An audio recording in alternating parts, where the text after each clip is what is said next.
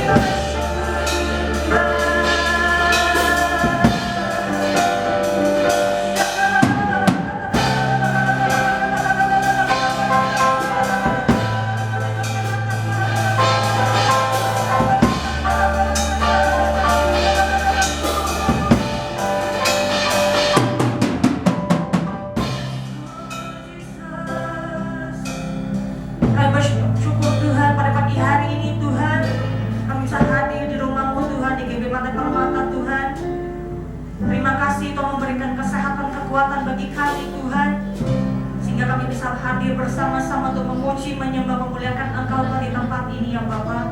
Yang percaya yang datang dengan sakit penyakit Tuhan akan sembuhkan oleh darah Yesus. Yang berbeban berat Tuhan akan lepaskan. Tuhan akan memberikan penghiburan daripada Roh Kudus bagi setiap kami. Tuhan akan memperbaharui setiap kami. Dan kami percaya Tuhan akan memberikan Tuhan kekuatan yang baru bagi setiap kami di dalam nama Tuhan Yesus Kristus. Terima kasih Tuhan. Kami bisa hadir bersama-sama Tuhan untuk merayakan kebaikan-Mu Tuhan. Dan kami percaya Tuhan pada pagi hari ini Tuhan ada sukacita yang baru yang Tuhan limpahkan bagi setiap kami Tuhan. Kami mau sebebas-bebasnya untuk memuji, menyembah, memuliakan Engkau Tuhan di tempat ini ya Bapak. Terima kasih ya Bapak. Kami serahkan Tuhan ibadah kami Tuhan ke dalam tangan kasih-Mu. Hanya di dalam nama Tuhan Yesus Kristus kami ucap syukur dan berdoa. Kita sama-sama katakan amin. Haleluya. Mari kita sama-sama memperkatakan Mazmur 91. Dalam lindungan Allah, orang yang duduk dalam lindungan yang maha tinggi dan bermalam dalam naungan yang maha kuasa akan berkata kepada Tuhan, tempat perlindunganku dan kubu pertahananku, Allahku yang kupercayai. Sungguh dialah yang akan melepaskan engkau dari jerat penangkap burung, dari penyakit sampar yang busuk. Dengan kepaknya ia akan menudungi engkau, di bawah sayapnya engkau akan berlindung. Kesetiaannya ialah perisai dan pagar tembok. Engkau tak usah takut terhadap kedahsyatan malam, terhadap panah yang terbang di waktu siang, terhadap penyakit sampar yang berjalan di dalam gelap, terhadap penyakit menular yang mengamuk di waktu petang. Walau 1000 orang rebah di sisimu dan 10.000 di sebelah kananmu, tetapi itu tidak akan menimpamu. Engkau hanya menontonnya dengan matamu sendiri dan melihat pembalasan terhadap orang-orang fasik. Sebab Tuhan ialah tempat perlindunganmu, yang maha tinggi telah kau buat tempat perteduhanmu. Malapetaka tidak akan menimpa kamu, dan tulah tidak akan mendekat kepada kemahmu. Sebab malaikat-malaikatnya akan diperintahkannya kepadamu untuk menjaga engkau di segala jalanmu. Mereka akan menentang engkau di atas tangannya, supaya kakimu jangan terantuk kepada batu. Singa dan ular tedung akan kau langkahi. Engkau akan menginjak anak singa dan ular naga. Sungguh hatinya melekat kepadaku, maka aku akan meluputkannya. Aku akan membentenginya, sebab ia mengenal namaku. Bila ia berseru kepadaku, aku akan menjawab. Aku akan menyertai dia dalam kesesakan. Aku akan meluputkannya dan memuliakannya. Dengan panjang umur akan kukenyangkan dia, dan akan kuperlihatkan kepadanya keselamatan yang daripadaku. Amin. Haleluya. Silakan kiri kita harus bersukacita. Amin. Saya percaya Tuhan akan melingkupi dengan hadirat bagi satu kita pada pagi hari ini. Amin. Haleluya.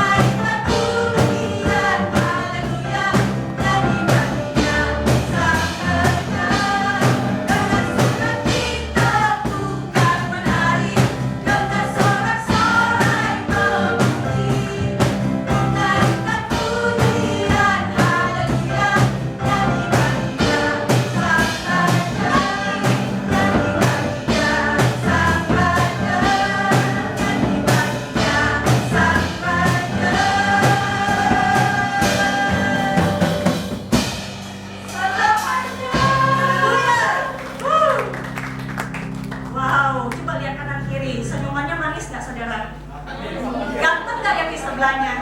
Cantik gak yang di sebelahnya? Yes, haleluya. Kalau anak Tuhan itu pasti bersuka cita, memanjangkan keceriaannya untuk memberkati sesama. Amin. Kita tepuk tangan terbaik untuk Tuhan kita luar biasa. Silakan duduk di dalam hadirat Tuhan. Ini waktunya kita akan memberi yang terbaik untuk pekerjaan Tuhan di tempat ini. Mari kita satukan hati di dalam doa. Syakarabarata kalabarata kalabarata kalabas syakarata kalabarata kalabas. Terima kasih ya Bapa, Engkau sungguh baik, Engkau teramat baik bagi kami Tuhan. Engkau memberikan kami wadah sehingga kami bisa menabung untuk pekerjaan Tuhan di tempat ini Tuhan. Bila setiap tangan-tangan Tuhan akan kembalikan persepuluhan, persembahan, ucapan syukur. Saya percaya satu tangan Tuhan akan memberi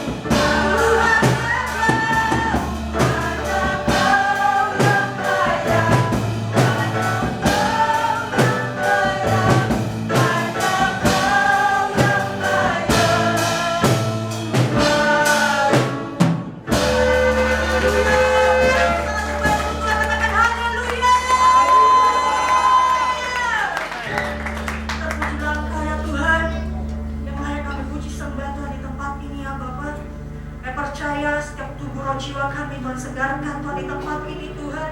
Kami pulang dari tempat ini Tuhan, ada hadirat-Mu Tuhan yang kami bawa pulang tempat ini Tuhan. Ada kuasa dan otoritas yang Tuhan berikan bagi setiap kami ya Bapa. Terima kasih Tuhan. Sebentar lagi Tuhan kami akan mendengarkan Tuhan isi hati-Mu Tuhan dalam pembinaan kami Tuhan Paniko Tuhan. Dan kami akan disertai dalam perjamuan kudus.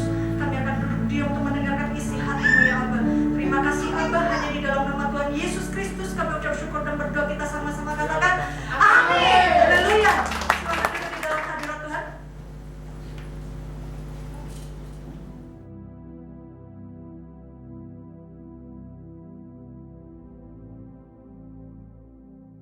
Shalom semuanya. Alkitab berkata, Yesus mati karena dosa-dosa kita. Dia dikuburkan, tetapi pada hari yang ketiga dia dibangkitkan. Setelah itu selama 40 hari sebelum naik ke sorga, Tuhan Yesus menampakkan diri kepada lebih dari 500 murid-muridnya untuk membuktikan bahwa dia hidup. Selain itu, dia juga menghibur, menguatkan, memulihkan, dan memberkati murid-muridnya. Dengan disaksikan oleh murid-muridnya, Tuhan Yesus naik ke sorga, duduk di sebelah kanan Allah Bapa. Tuhan Yesus berjanji, dia akan datang kembali untuk menjemput kita murid-muridnya, supaya di tempat di mana dia berada, kita pun berada. Haleluya. Pada waktu Tuhan Yesus ditanya oleh murid-muridnya tentang tanda kedatangannya dan tanda kesudahan dunia ini, Tuhan Yesus menjawab yang salah satunya terdapat dalam Matius 24 dan 14 yang berkata, dan Injil kerajaan ini akan diberitakan di seluruh dunia menjadi kesaksian bagi semua bangsa. Sesudah itu barulah tiba kesudahannya. Dengan perkataan lain, kalau amanat agung selesai, maka Tuhan Yesus akan datang kembali. Tuhan Yesus pasti datang kembali. Yang percaya katakan amin. Karena itu, dia memberikan amanat agung kepada kita, yaitu agar kita pergi dan menjadikan semua bangsa itu murid Tuhan Yesus. Hal ini juga berarti akan terjadi penuaian jiwa besar-besaran sebelum Tuhan Yesus datang kembali. Sekarang kita akan melihat bagaimana proses untuk menyelesaikan amanat agung atau proses penuaian jiwa yang terbesar dan yang terakhir sebelum Tuhan Yesus datang kembali. Untuk menyelesaikan amanat agung tidak bisa dengan kekuatan sendiri. Karena itu pesan terakhir Tuhan Yesus sebelum naik ke sorga kepada murid-muridnya, yang juga berarti kepada kita semua, dalam Kisah Para Rasul 1 ayat 8. Tetapi kamu akan menerima kuasa kalau Roh Kudus turun ke atas kamu, dan kamu akan menjadi saksiku di Yerusalem dan di seluruh Yudea dan Samaria dan sampai ke ujung bumi. Jadi untuk menyelesaikan amanat agung, kita harus menerima kuasa dari Roh Kudus yang turun ke atas kita. Setelah itu, dengan disaksikan para murid, Tuhan Yesus naik ke sorga. Setelah Tuhan Yesus naik ke sorga, 120 murid Tuhan Yesus berkumpul di kamar loteng Yerusalem. Mereka melakukan ini karena Tuhan Yesus memerintahkan agar mereka tidak meninggalkan kota Yerusalem sebelum diperlengkapi dengan kekuasaan dari tempat tinggi.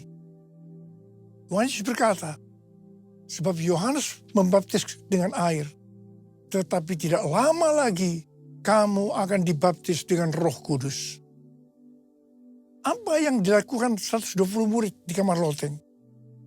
Alkitab berkata bahwa mereka semua bertekun dengan sehati dalam doa bersama-sama. Artinya mereka berdoa, memuji, dan menyembah Tuhan dalam unity siang dan malam. Ini adalah prinsip restorasi Pondok Daud. Ini adalah prinsip menara doa. Setelah 10 hari mereka melakukan hal ini, maka pada hari raya Pentakosta, tiba-tiba turunlah dari langit suatu bunyi seperti tiupan angin keras, yang memenuhi seluruh rumah di mana mereka duduk. Dan tampaklah lidah-lidah seperti nyala api yang bertebaran dan hinggap pada mereka masing-masing. Maka penuhlah mereka dengan Roh Kudus. Lalu mereka mulai berkata-kata dalam bahasa-bahasa lain seperti yang diberikan oleh Roh Kudus itu kepada mereka untuk mengatakannya. Itu adalah bahasa roh.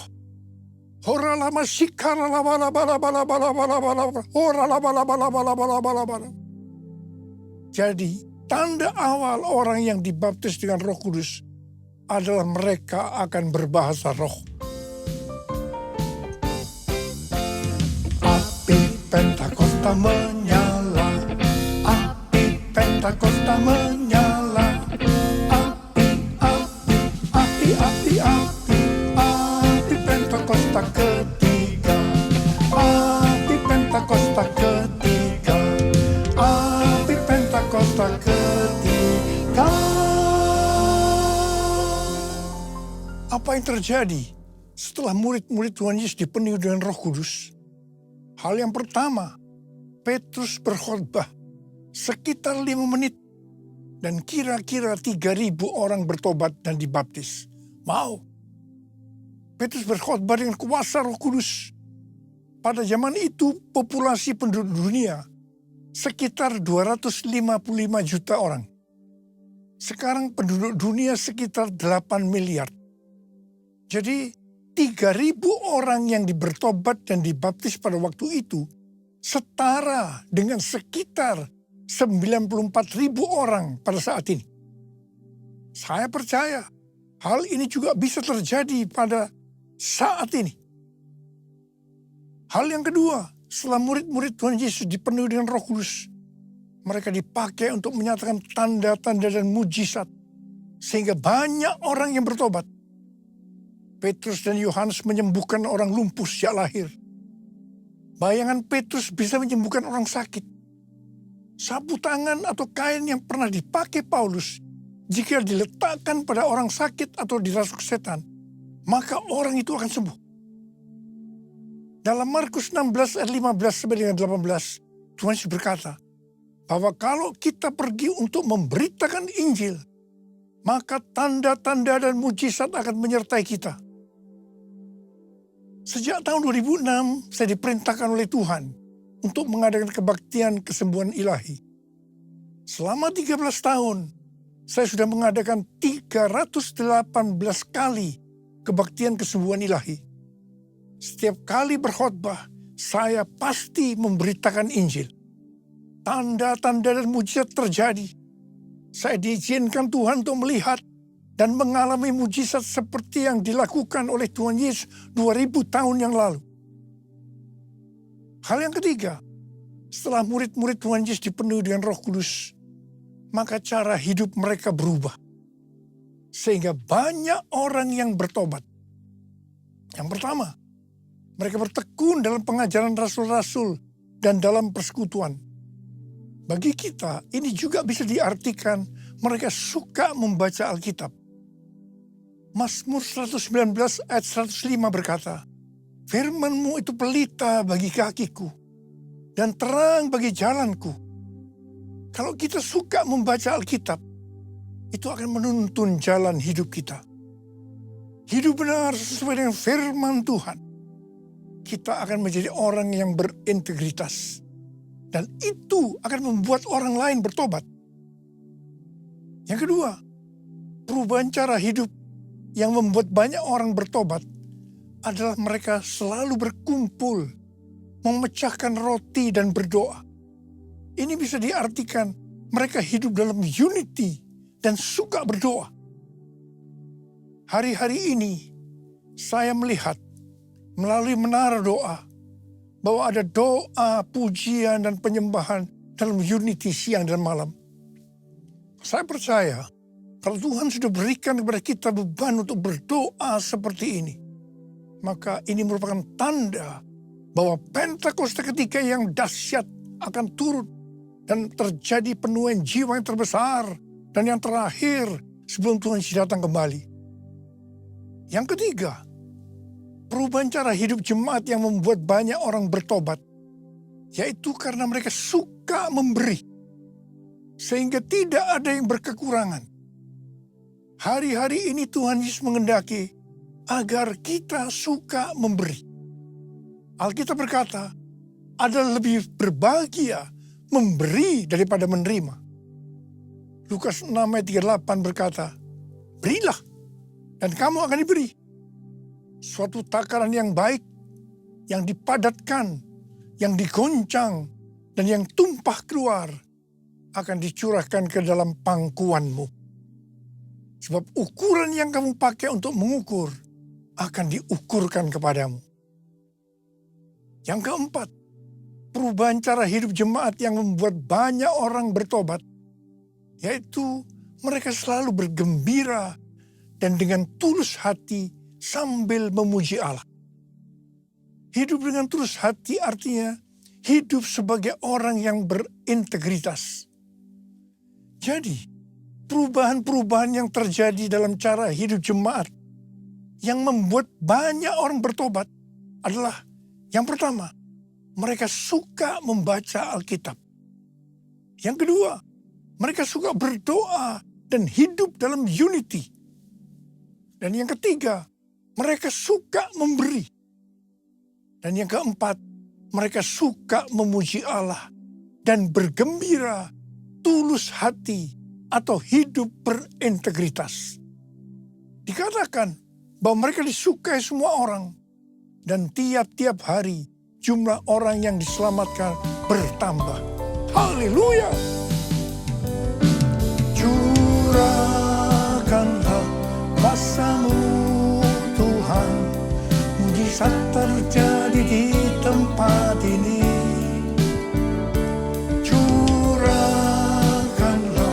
kuasa-Mu Tuhan, mujizat terjadi sekarang ini. Mujizat terjadi sekarang ini. Mujizat terjadi sekarang ini. Saya percaya mereka menganggap bahwa pola penuaian jiwa hanya seperti itu. Mereka sebagai orang-orang percaya hidup dalam zona nyaman.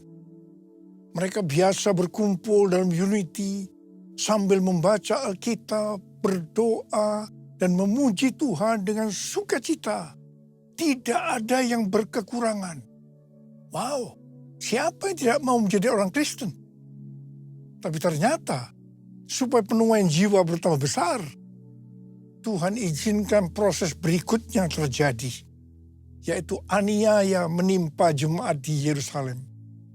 Selain rasul-rasul, maka mereka harus lari meninggalkan Yerusalem. Mereka pergi ke Yudea dan Samaria sambil memberitakan Injil. Jadi, kalau tadinya penuaian jiwa hanya terjadi di Yerusalem saja, sekarang mereka menyebar ke seluruh Yudea dan Samaria.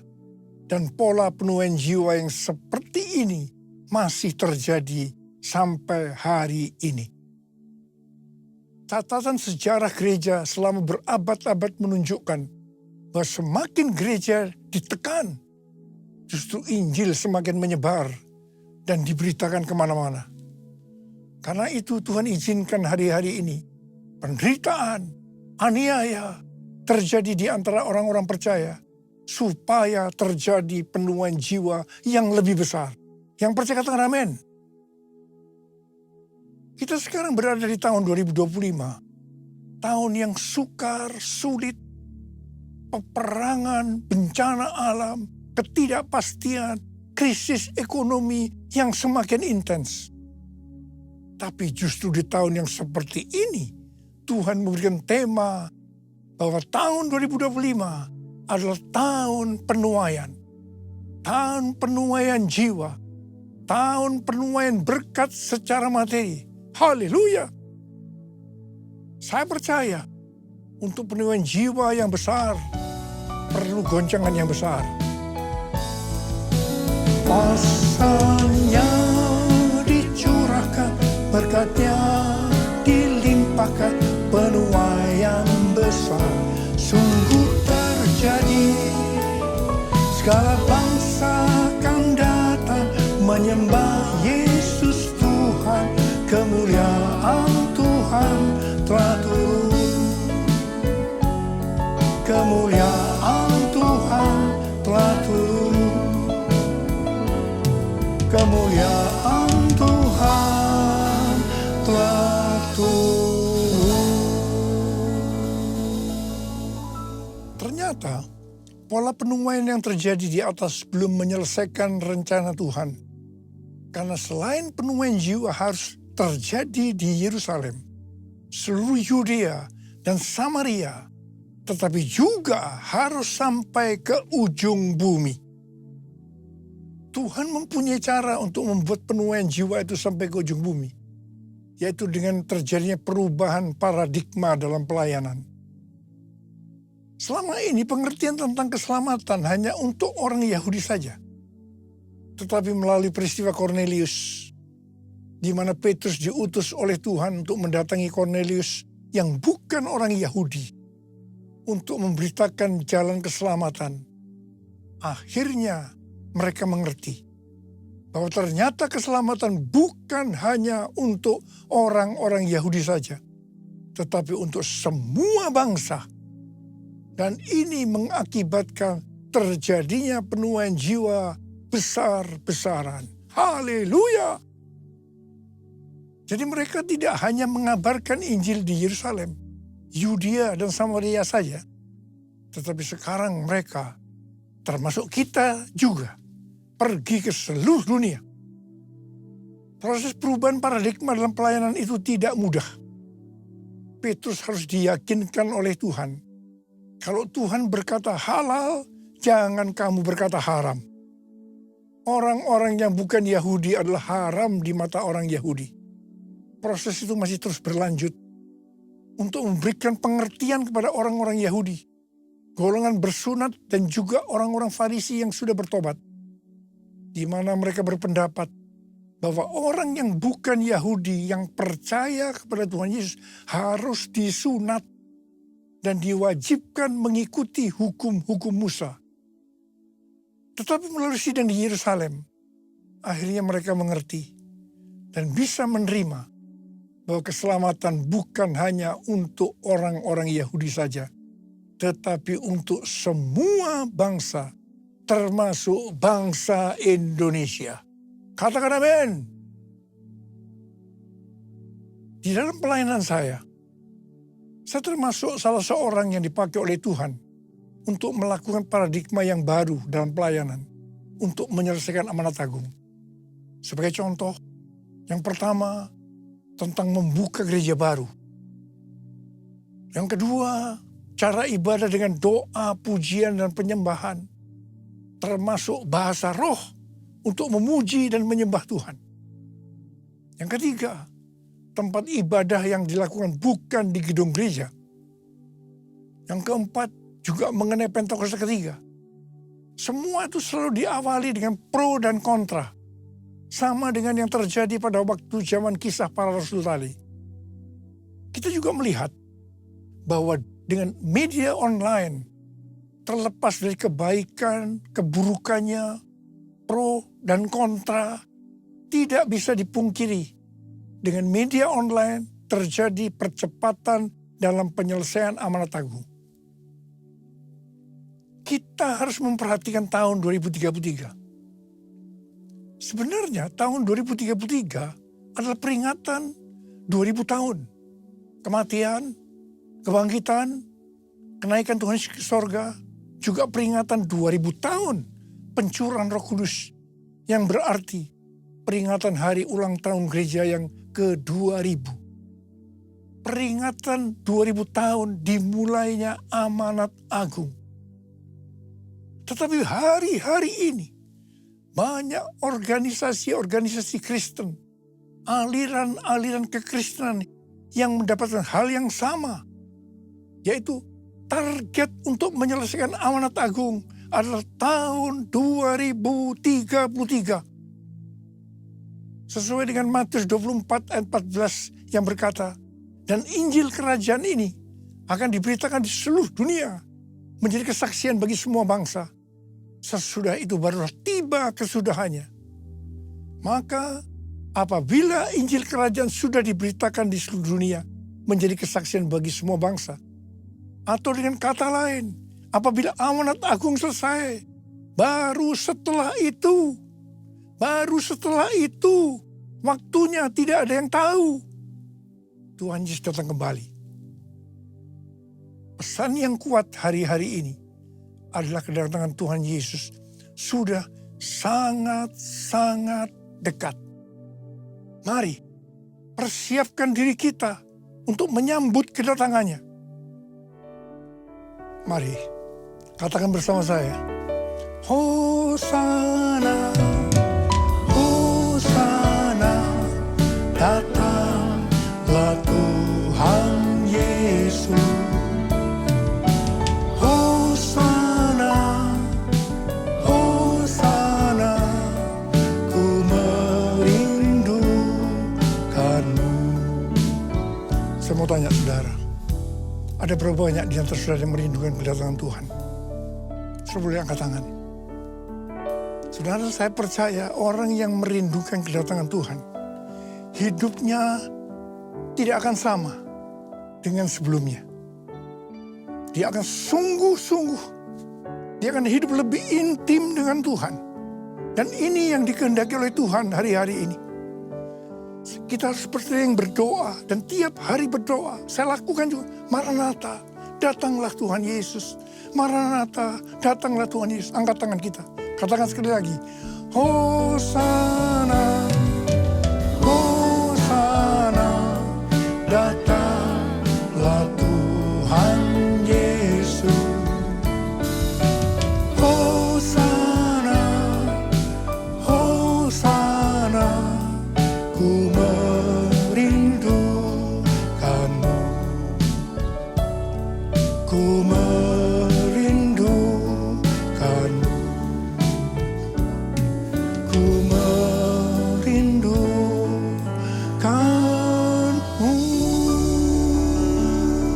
Mari berbahasa Arab.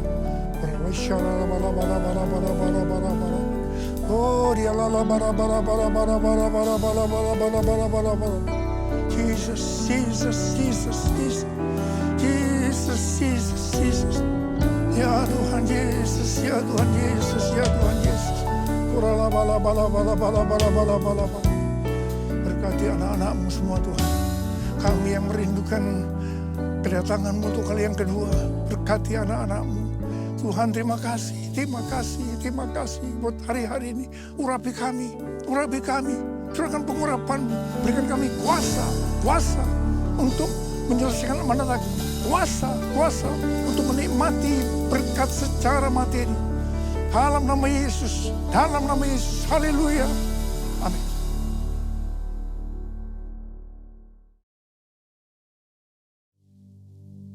Kita akan masuk dalam perjamuan kudus. Kita akan mengingat ayat ini. Sebab setiap kali kamu makan roti ini dan minum cawan ini, kamu memberitakan kematian Tuhan sampai Ia datang. Perjamuan kudus adalah perjamuan Tuhan Yesus sendiri. Setiap kali kita masuk dalam perjamuan kudus, Tuhan Yesus selalu berkata, biarlah ini menjadi peringatan akan aku. Karena itu mari, arahkan hati kita kepada kebaikan Tuhan. Supaya kita lebih mengasihi Tuhan Yesus. Kita lebih mengasihi satu dengan yang lain. Mari tundukkan kepala. Bapa, terima kasih. Bapa, terima kasih. Engkau mengasihi kami semua. Bapa, siapakah kami ini? Sehingga Engkau memberkati luar biasa. Kau jadikan kami sebagai anak-anak-Mu ya Tuhan. Tuhan terima kasih, Tuhan terima kasih, Tuhan terima kasih. Kau tuntun, kau bela, kau lindungi, untuk kau tegur juga kalau kami salah. Itu Engkau ya Aba, itu Engkau ya Aba. Bapa, hari-hari ini Engkau mengingatkan kami tentang kedatangan-Mu. Berikan kami kerinduan untuk selalu berkata, Maranatha, datanglah segera. Bapak, terima kasih. Tuhan akan memberkati kita melalui perjamuan kudus. Saudara, Tuhan mau kita makan dan minum dengan cara yang benar. Mari, sekarang tundukkan kepala. Lihat keadaan dirimu masing-masing. Jangan menyimpan dosa. Introspeksi. Kalau Tuhan ingatkan ada dosa yang harus diselesaikan. Langsung minta ampun. Ampuni kami ya Tuhan. Ampuni kami. Ya Bapa. Ampuni kami. Bapa, Kau melihat anak-anak-Mu yang sedang menyelesaikan segala sesuatunya dengan Tuhan. Kami akan masuk dalam perjamuan kudus dengan hati yang penuh ucapan syukur. Dalam nama Yesus. Amin. Mari angkat roti di tangan kanan kita tinggi-tinggi. Sebab apa yang telah kuteruskan kepadamu telah aku terima dari Tuhan. Yaitu bahwa Tuhan Yesus pada malam waktu ia diserahkan mengambil roti. Dan sesudah itu ia mengucap syukur atasnya. Dia memecah-mecahkannya dan berkata, inilah tubuhku yang diserahkan bagi kamu. Perbuatlah ini menjadi peringatan akan aku. Terima kasih Tuhan, bukankah roti yang kita pecah-pecahkan ini adalah persekutuan kita dengan tubuh Kristus. Mari kita makan dalam nama Yesus.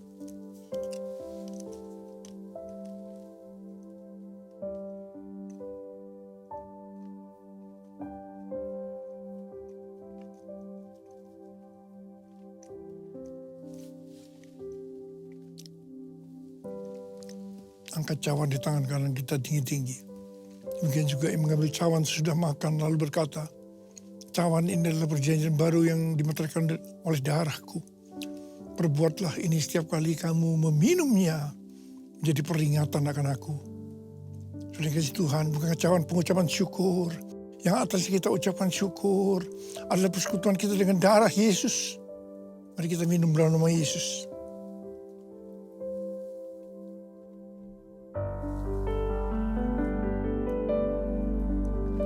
Ucapkan syukur dan terima kasih dengan suara, jangan diam. Tuhan terima kasih, Tuhan terima kasih, terima kasih ya Tuhan, terima kasih.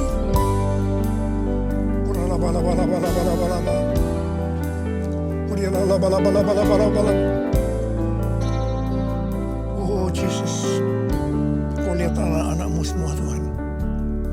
Kau mengasihi mereka.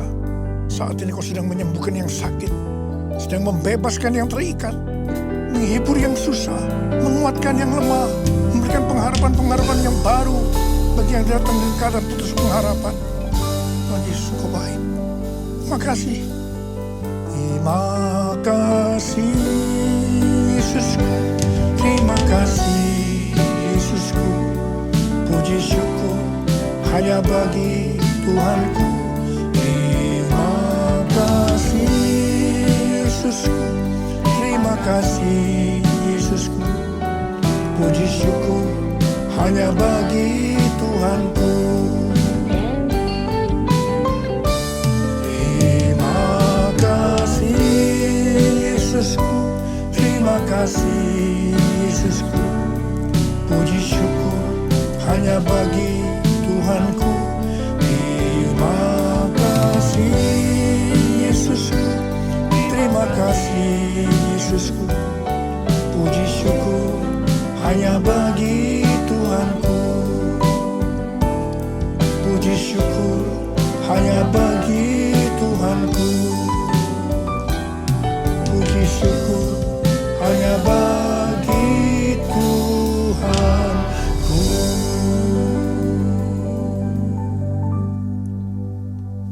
Mari angkat tangan saudara, terimalah berkat Tuhan. Kasih karunia berlimpah-limpah daripada Allah Bapa dalam Anak yang tunggal Yesus Kristus, persekutuan yang manis dengan Roh Kudus menyertai kita semua. Mulai hari ini sampai Tuhan Yesus datang menjemput kita di awan-awan dan bahkan sampai selama-lamanya. Yang percaya bersama-sama katakan, Amin.